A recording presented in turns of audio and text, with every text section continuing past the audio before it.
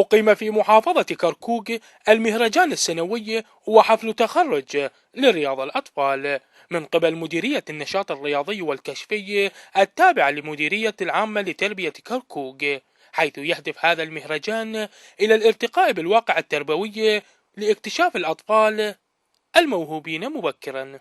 تقيم المديرية العامة لتربية محافظة كركوك المهرجان الرياضي السنوي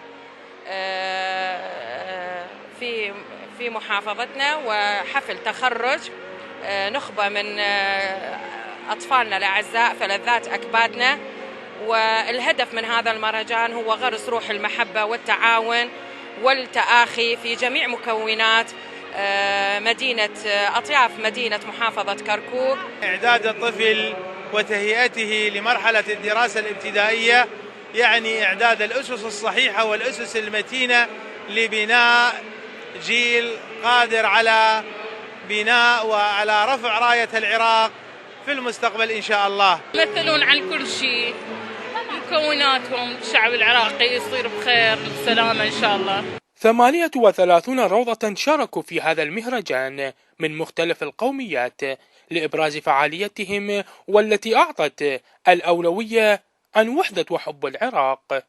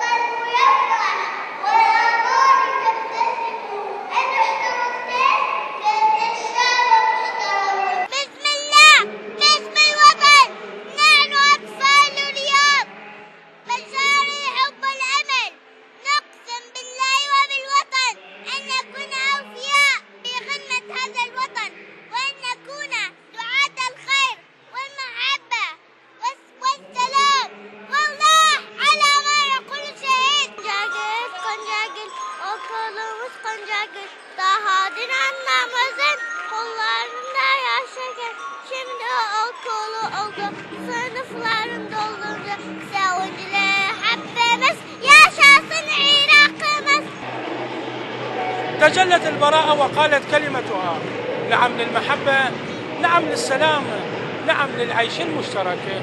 وهي قد تكون كلمة فصل تخرس أولئك الذين يرومون إيصال البلد إلى فضاء تشوبه الأفكار المريعة.